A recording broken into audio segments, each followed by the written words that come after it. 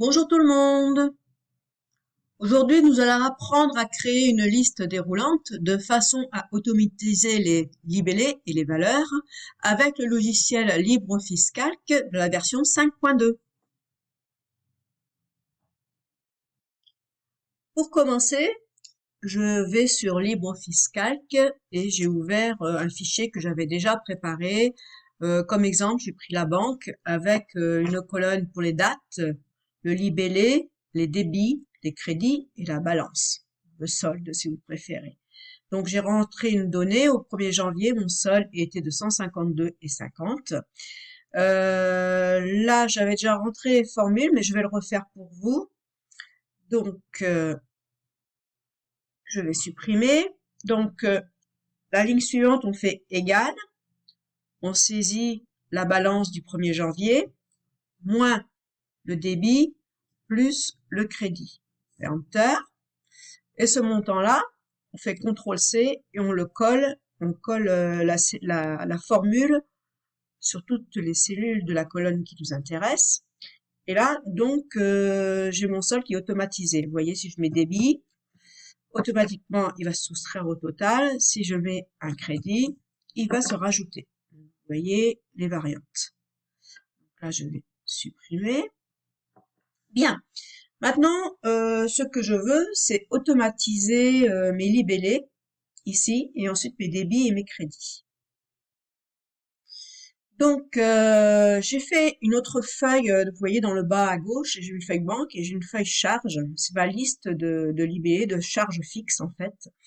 Et j'ai rentré tous mes frais fixes avec les montants, ainsi que le salaire qui rentre dans les crédits.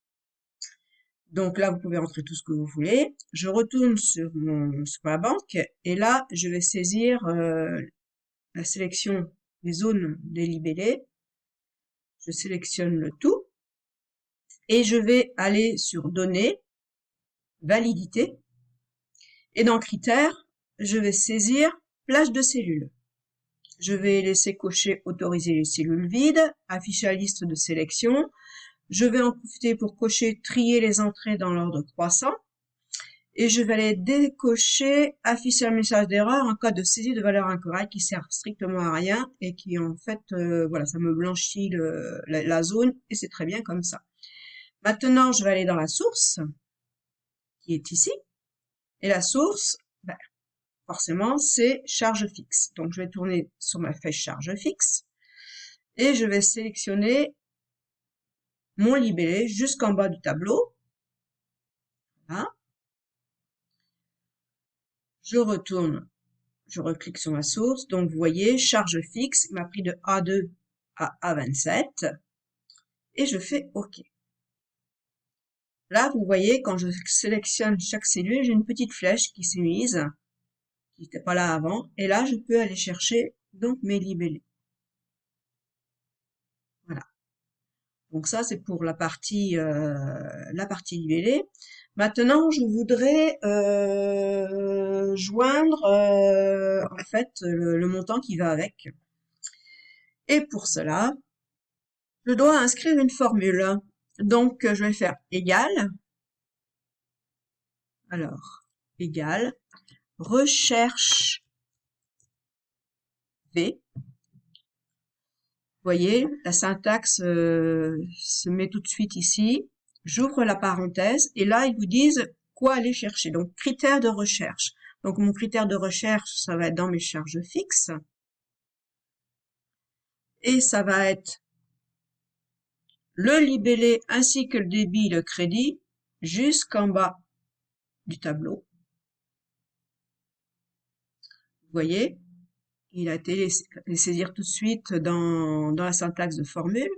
Là, je vais, donc après, je dois aller rentrer un indice. Un indice, le numéro de colonne de ce qui nous intéresse pour l'assurance habitation dans le débit.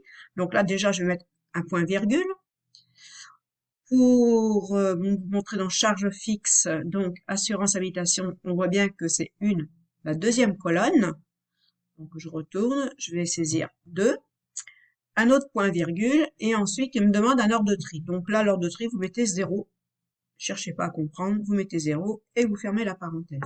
Et là, je fais Enter. Bon, ça ne marche pas, j'ai dû me tromper quelque part. Oui, je me suis trompée quelque part. J'ai oublié de sélectionner mon habitation, donc le C7, et je mets un point virgule. Donc c'est C7, c'est l'habitation. Ensuite, j'ai chargé mes charges fixes sur ma feuille, ma liste, la colonne 2 et le 0. Et là, ça devrait fonctionner. Voilà, donc vous voyez 35. Si je vais sur habitation, 35. Si je veux faire la même chose pour box, je colle ma cellule, je la colle en dessous et systématiquement box, voilà, 29,99. Bien, maintenant on va aller pour le salaire. Voilà. Donc là, forcément, il n'y a rien qui s'affiche puisque le salaire est dans le crédit. Donc nous allons refaire la même chose. Égal, recherche, recherche V. J'ouvre ma parenthèse, je fais pas comme tout à l'heure, je vais aller chercher mon salaire, je vais rajouter un point virgule. Là, ensuite, il me demande la matrice, donc là, je vais aller chercher pareil. Donc, je fais en sorte de pas prendre ma première ligne, hein, bien sûr, et je vais jusqu'en bas, voilà.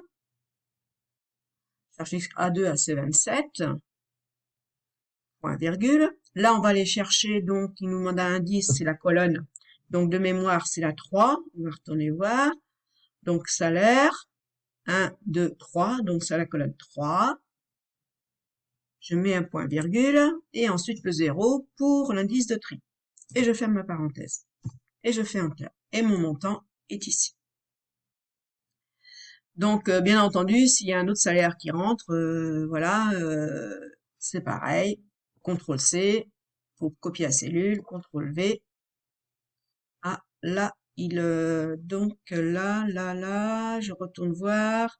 Vous voyez, dans ma syntaxe de cellule, il a mis le A3 alors que théoriquement c'est le A2. Et là, c'est le C27. Alors, voilà.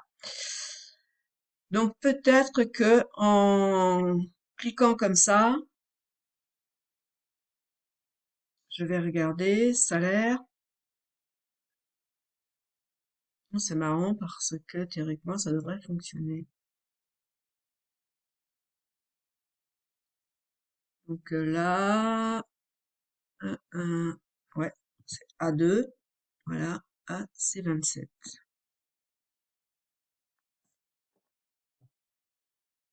Voilà, donc je vais en faire un autre. Je vais prendre prêt à maison. Forcément la formule n'est pas rentrée. Je copie celle du dessus, ou plutôt la première, je la mets ici. Et le prêt maison est bien de 655 €. Voilà. Donc, j'espère que ce tuto va vous servir. Ça peut vous servir pour la banque, ça peut vous servir pour des inventaires, ça peut vous servir pour pas mal de choses.